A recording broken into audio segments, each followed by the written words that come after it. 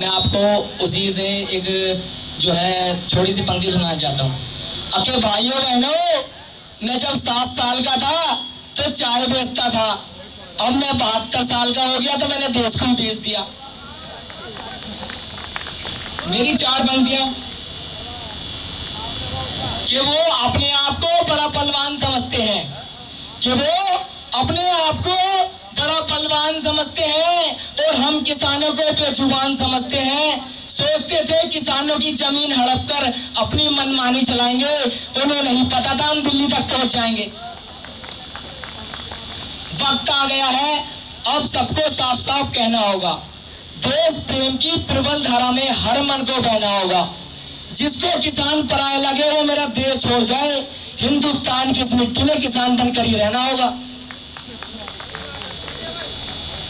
ये कानून वापस ले लो मोदी जी, हम तुम्हें बार बार समझाएंगे। ये कानून वापस ले लो मोदी जी, हम तुम्हें बार बार समझाएंगे। जिन किसानों के हाथ में अब तक तुमने फावड़े देखे थे, शायद दोगल डंडे ले आएंगे। जलते हुए दिए को परवाने क्या बुझाएंगे? जलते हुए दिए को परवाने क्या बुझाएंगे? जो किसानों का हक नहीं दे सकते, वो इस हिंदुस्तान को क्या चलाएंगे? जिस रस्सी पर लटक कर भगत सिंह ने फांसी को मशहूर कर दिया, जिस रस्सी पर लटक कर भगत सिंह ने फांसी को मशहूर कर दिया, ये आजकल के युवा नेता उनकी मजाक उड़ाते हैं। ये आजकल के युवा नेता उनकी मजाक उड़ाते हैं।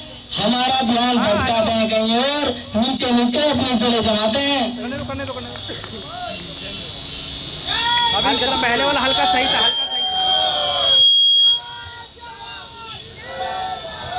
सलाम उन शहीदों को जो खो गए, वतन को जगाकर जो सो गए। वो थे लाडले अपनी माओ के पाले, मगर हो गए गोलियों के हवाले। एक बात और फिर मैं विराम चाहूंगा कि औकात में मुझे वादे ऊंचे ऊंचे, कहते थे देश को सोने की चिड़िया बनाएंगे, तुम्हारा ध्यान होगा कहीं और, हम सारे देश को खा जाएंगे। जय हिंद, जय भारत, जय जवान, जय किसान। धन्यवाद।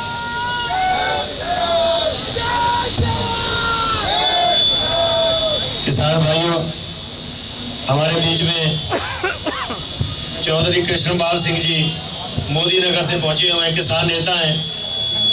वकील साहब के साथ पहुंचे हैं, भानु प्रताप सिंह जी के साथ। अनुरोध है मंच पर आए और अपने विचार रखें।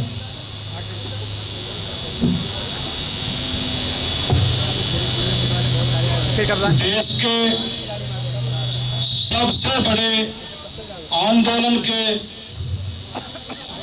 मंच पर संचालन कर रहे और इस आंदोलन में भूख हड़ताल पर बैठे हुए हमारे किसान भाई बधाई के पात्र हैं। और इस आंदोलन में जो भी हमारे युवा साथी आए हैं वो बधाई के पात्र हैं। आदरणीय बुजुर्गों, माताएं, बहनों, पत्रकार बंधुओं, आप सभी का इस आंदोलन में स्वागत है। और मैं मोदी नगर का रहने वाला हूं, जिला गाजियाबाद का। हमारे जिले में बॉर्डर पर यह आंदोलन हो रहा है। यहाँ इस आंदोलन में जो भी साथी आए हैं, जो भी किसान आए हैं, जो भी मजदूर आए हैं, वो सब हमारे अतिथि हैं। उनकी सुरक्षा करना, उनके खाने दाने का ध्यान रखना, ये हमारा परम कर्तव्य है। और हम आश्वासन देना चाहते हैं जिन्हें गाजियाबाद के किसानों के भरोसे कि आपको यहाँ कोई दिक्कत नहीं होगी। यहाँ ना खाने की दिक्कत होगी, ना सुरक्षा की होगी, ना रहने की होगी। चाहे हमें इसके लिए कितना बड़ा योगदान करना पड़े, अपने किसान भाइयों से सहयोग लेना पड़े, आपको किसी चीज की दिक्कत नहीं आने देंगे। मैं भानु प्रताप सिंह जी की टीम का आदमी हूँ। साथियों, इस मोदी ने पूरे देश में बवाल मचाया हुआ है। ये नकली मोदी है, मैं असली मोदी नगर का रहने वाला हूँ, जहाँ के असली मोदी थे। मोदी नगर के लोग जानते हैं मैं असली मोदी नगर का रहने वाला हूँ।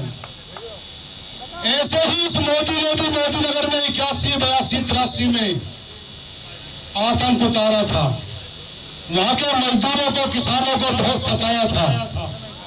और उसने भी मोदी नगर की हजारों बीघे जमीन 99 साल के पट्टे पर ली हुई है, जिसमें भी फैक्ट्री बनाई है, रिहायशी क्वार्टर बनाए हैं और आज तक खाली नहीं करे हैं।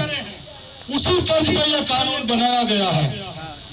तो जब मोदी जी ने वहां पूरी अंतरी तार रखी थी, तो मजदूर लोगों ने क्या किया कि भाई ये मोदी मानने वाला नहीं है। ये ओरिजिनल घटना बता रहा हूँ, मोहननगर के नौकर गाजियाबाद के सब जानते हैं, हाथ उठा के बता रहे हैं। तो किसी हमारे किसान भाई ने सलाह दी कि किसान में दिमाग थोड़ा ज्यादा होता है। किसान ने सलाह दी कि भाई ये ऐसे नहीं मानेगा और तुम्हें रोज परेशान करेगा कि भाई क्या करें।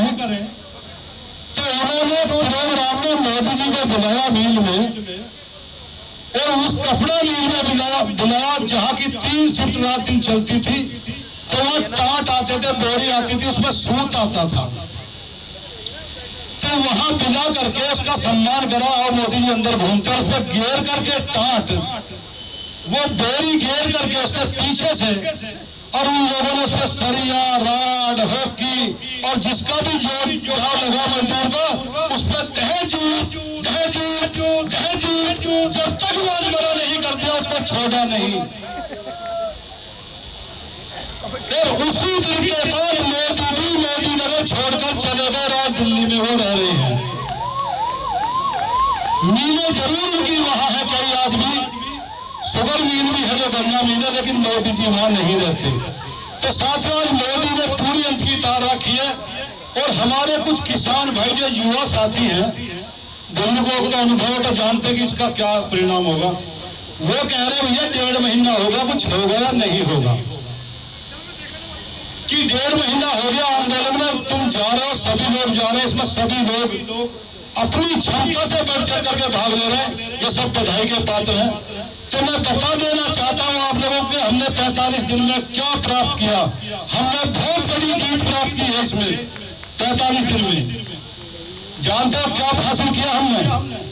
मोदी जी चुनाव से पहले 7 साल पहले मुजफ्फरनगर दंगा करा करके हिंदू मुस्लिम और पूरे देश में हिंदू को मुस्लिम से, भाई को भाई से, हरियाणा को पंजाब से, गाय के गोबर के नाम पर पूरे देश को टुकड़ों टुकड़ों में बांट दे, पूरे देश को आपस में लड़ाने का काम किया।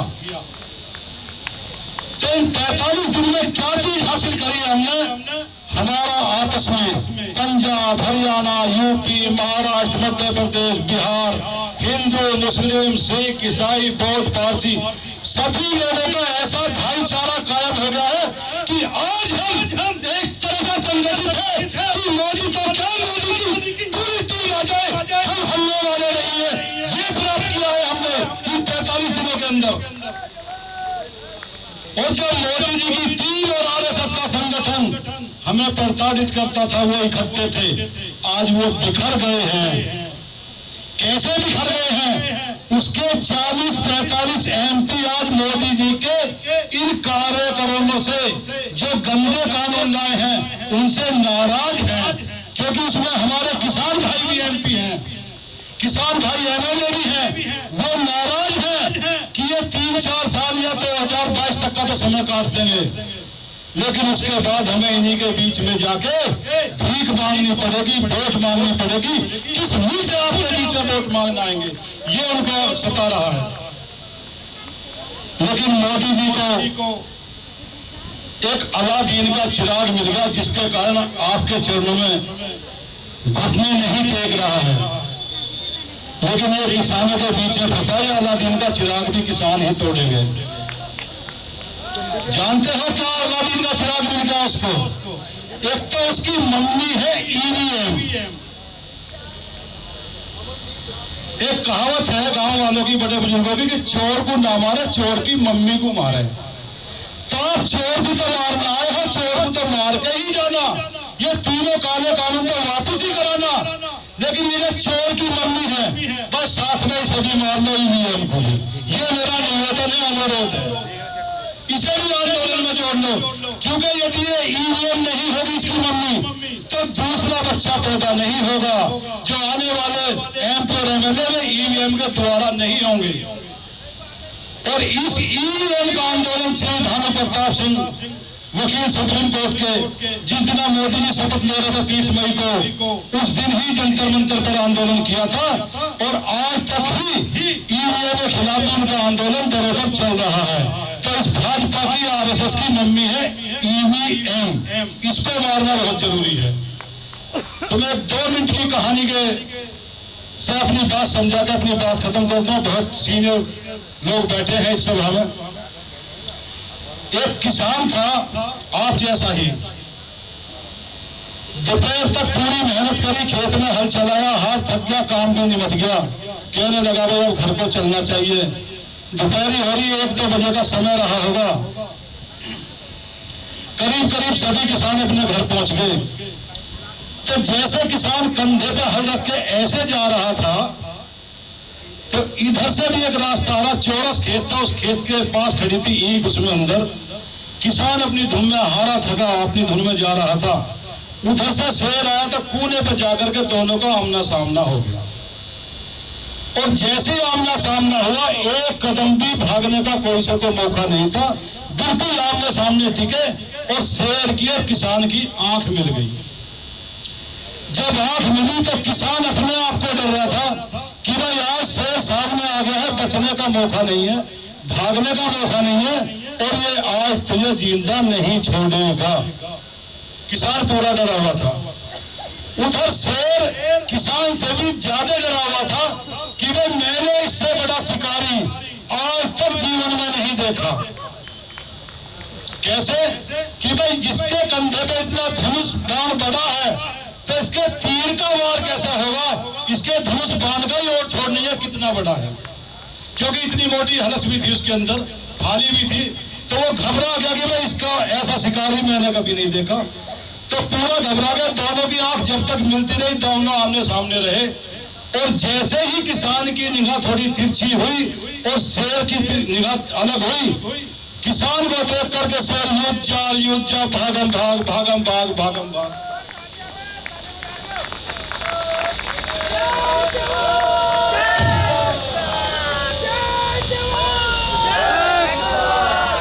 तो भागते भागते भागते शेर अपनी मांद में पहुंचा और मांद में भी सबसे लास्ट में, आगे नहीं रुका, बिल्कुल लास्ट में पीछे जाकर रुका और जीभ भाल झाग आ रहे होगनी बंदरी। शेर भी कहने लगी भाई क्या बात है शेर, कैसे परेशान है, आज क्या हुआ आ गया जंगल में, कोई तेरे से ही बड़ा कोई शेर आ गया जो इतना परेशान है, घबराया हुआ है। शेर कहने लगा भगवान पूछे मत ना, कहने लगा क्या बात होगी। नुका आज तक जंगल में इतना बड़ा शिकारी देखा मैंने, इतना बड़ा शिकारी देखा कभी जीवन में नहीं देखा और बस जान ही बचा कर भाग गया है, वरना तुताज राड हो ही गई। तो अभी मोदी जी ने आपसे आंख नहीं मिलाई है, वरना वो भी लास्ट वाली मान में जाकर रुकेगा। तुम्हारे ताकत के और छोड़ का पता नहीं है उसे अभी। मोदी को तो तुम्हें तो पता है कि मोदी में कितनी ताकत है, क्योंकि तुम्हारा बनाया हुआ है, तुम्हारा चौकीदार है, तुम्हारा नौकर है वो, लेकिन उसको तुम्हारी ताकत का पता नहीं है। ये तो पता कि भाई इस आंदोलन का कोई और छोड़ नहीं है, क्योंकि यह तो कावड़ के टाइम पे इतना बड़ा मेला हुआ करता है पूरे देश में, और ये किसान आंदोलन का मेला पूरे भारत में कन्याकुमारी से कश्मीर तक कहीं भी चले जाओ, जौन से जिले में जाओगे वहीं किसान 10, 20, 50, 100 चाहे तहसील पे कलेक्ट्रेट पे कहीं ना कहीं किसान आंदोलन में बैठे हुए हैं। और ये आंदोलन थमने वाला नहीं है और ना ये झुकने वाला, ना ये डरने वाला, ना ये बिकने वाला। साथियों धैर्य से बैठे रहो। जब इतनी बड़ी संगठन आपको मिल गया, इतनी बड़ी कामयाबी मिली, तो कुछ दिन में या तो मोदी जागा या काले कानून जागे, और हमें तो दोनों में फायदा, मोदी चला जाए कानून चला जाए। मोदी जाएगा तो इंडिया से जाके बैठेंगे अपने आप कानून बनवा लेंगे। और भाई ये भी कसम खा लो तो बीजेपी वालों को जीवन में वोट मत देना, कोई मत देना। और जो आओगे उसका स्वागत भी करना थोड़ा बंद कर दो, जो लिफ्ट है ना हमारे भाई जाके उन्हें भी कह दो भैया बहुत हो गई। इसी के साथ मैं अपनी बात खत्म करता हूँ। बहुत बहुत धन्यवाद। 2 नारे लगाऊंगा, सभी ईमानदारी से नारे लगाना, जो ना लगा उसे अपने पड़ोसी की कसम।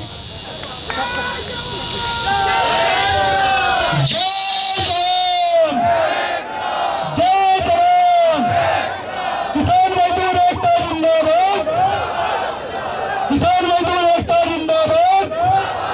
लड़ेंगे लड़ेंगे लड़ेंगे लड़ेंगे। आप नहीं बोलने, मैं बोलता रहूंगा जब तक सभी नहीं बोलेंगे। ईमानदारी से सभी बोलो, मैं सुबह तक बोलता रहूंगा। आगे